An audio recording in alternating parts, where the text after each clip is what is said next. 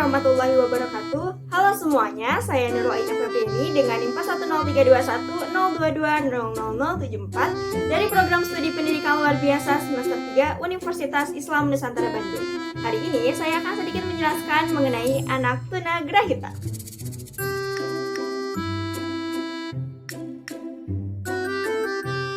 Apakah teman-teman pernah mendengar istilah ini? Menurut AAMD atau American Association on Mental Deficiency pada tahun 1983 menyebutkan bahwa ketunagrahitaan ini mengacu pada fungsi intelektual umum yang secara signifikan berada di bawah rata-rata. Bersamaan pula dalam kekurangan penyesuaian diri dan sudah berlangsung selama proses perkembangan. Menurut WHO, seseorang mengalami ketunagrahitaan jika terdapat dua komponen. Yang pertama, jika fungsi intelektualnya secara nyata berada di bawah rata-rata.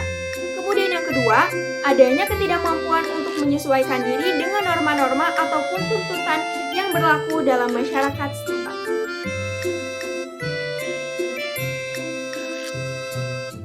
Karakteristik anak tunagrahita. Yang pertama berkaitan dengan fisiknya.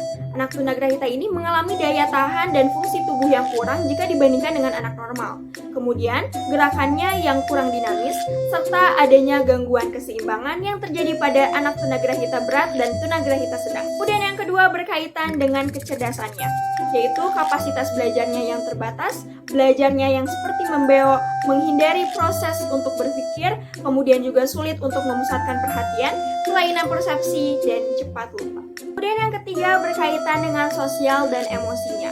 Mereka tidak dapat mengurus diri ataupun memimpin diri, mudah dipengaruhi, kemudian juga cenderung bermain dengan anak yang usianya lebih muda, serta sulit memahami aturan di keluarganya, di sekolah maupun di masyarakat.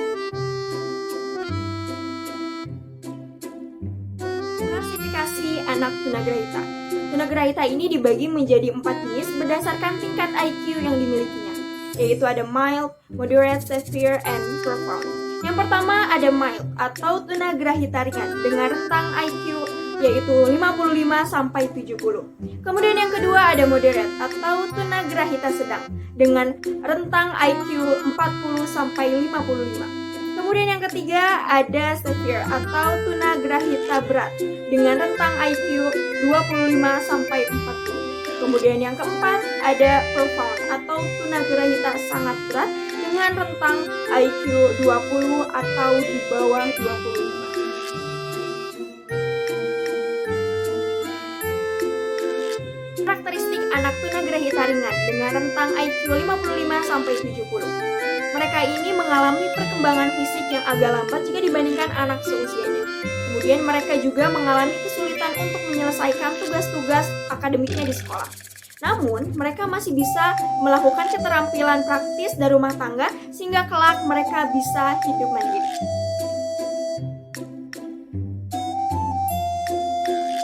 Karakteristik anak tunagrahita sedang dengan IQ 40-55. Jika dilihat dari perkembangan bahasanya, mereka ini mempunyai ataupun berkemampuan untuk berkomunikasi yang sangat sederhana atau bahkan hanya untuk menyampaikan kebutuhan dasarnya seperti makan, minum, ataupun mandi. Kemudian dari penampilan fisiknya, mereka menunjukkan adanya kelainan dari gejala bawaannya. Namun meskipun begitu, mereka juga masih bisa untuk dilatih mengurus dirinya sendiri meskipun membutuhkan waktu yang sangat lama.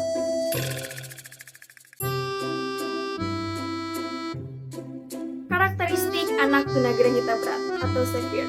Dalam kategori ini, anak tunagrahita tidak mampu untuk mengurus dirinya sendiri ataupun melakukan tugas-tugas yang sederhana. Mereka memiliki gangguan dalam berbicara ataupun adanya kelainan fisik yang dapat dilihat dari lidah serta ukuran kepala yang lebih besar jika dibandingkan dengan ukuran kepala normal. Secara keseluruhan, kondisi fisiknya ini sangat lemah karena memiliki gangguan motorik yang cukup berat. Kemudian, tunagrahita sangat berat atau profound dengan rentang IQ di bawah 25. Pada kategori terberat ini, anak tunagrahita sangat berat menunjukkan kelainan fisik dengan ukuran kepala yang membesar seperti hidrosefalus ataupun mongolizoom. Kemudian mereka juga membutuhkan pelayanan medis yang intensif karena kemampuan adaptasinya yang sangat kurang. Terlebih lagi, mereka ini tidak dapat melakukan kegiatan tanpa bantuan orang lain.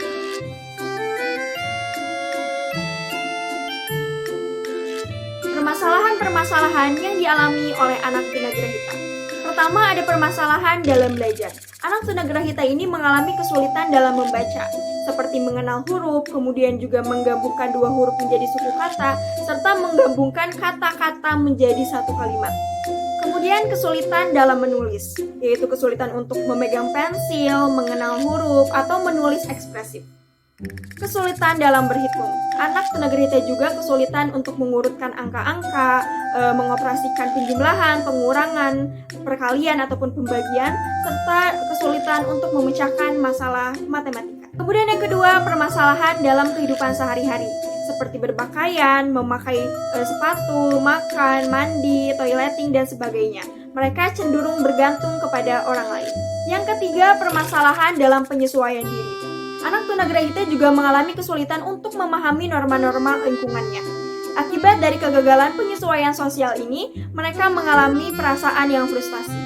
Dari perasaan yang frustasi ini, kemudian bisa juga menimbulkan perilaku yang menyimpang akibat dari penyesuaian sosial yang salah. Yang keempat, permasalahan dalam memperoleh kesempatan pekerjaan.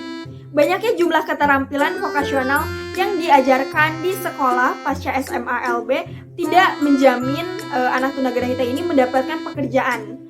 Kemudian juga pekerjaan yang dilakukan tidak sesuai dengan bekal keterampilan yang dilakukan di sekolah. Adanya juga sikap pasrah yang dimiliki orang tua ataupun dunia usaha ataupun industri belum memiliki kepercayaan untuk memperkerjakan anak tunagrahita, serta masyarakat yang tidak memberikan jaminan kepada anak tunagrahita untuk bekerja. Kebutuhan anak tunagrahita. Whitmer dan Kotinski menjabarkan 8 kebutuhan anak tunagrahita. Yang pertama, perasaan terjamin kebutuhannya akan terpenuhi atau the sense of trust.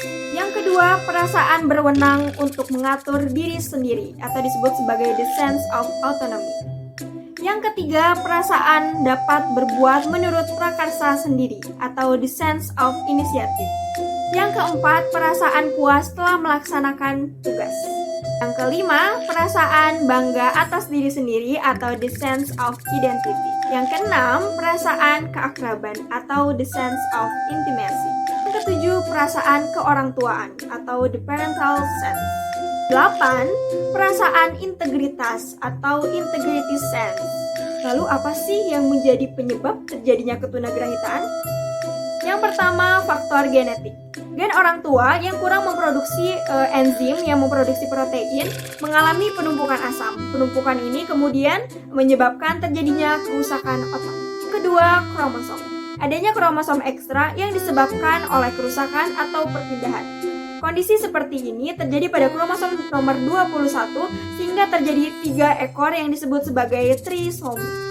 Penyebab ketunagrahitaan berdasarkan kelompok biomedik, yaitu prenatal, natal, dan juga postnatal. Prenatal atau sebelum kelahiran, seperti rubella atau yang disebut juga sebagai campak Jerman, ada juga sifilis, kemudian juga keracunan pada saat di dalam kandungan, atau faktor psikolog ibu yang sedang mengandung, ada juga konsumsi alkohol dan obat-obatan terlarang. Yang kedua, natal ataupun pada saat proses kelahiran. Kelahiran yang dibantu oleh alat-alat dokter yang berisiko terjadinya trauma kepala, seperti menggunakan vakum. Kemudian kelahiran yang prematur, yaitu belum cukup umur untuk dilahirkan atau kekurangan oksigen ketika dilahirkan. Dan yang ketiga ada postnatal atau pasca kelahiran, seperti radang selaput otak atau meningitis, kemudian juga ada radang otak, ada juga kecelakaan yang berakibat cedera pada otak di masa perkembangan, adapun gizi yang buruk pada anak, keracunan yang mengakibatkan kerusakan otak atau kurangnya stimulus intelektual yang berakibat adanya hambatan dalam perkembangan anak. Usaha-usaha pencegahan terjadinya anak ketunagrahitaan menurut Muhammad Yamin pada tahun 1995.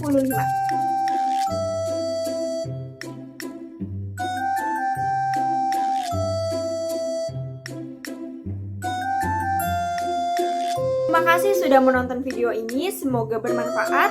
Mohon maaf bila ada banyak kesalahan kata. Terima kasih. Wassalamualaikum warahmatullahi wabarakatuh.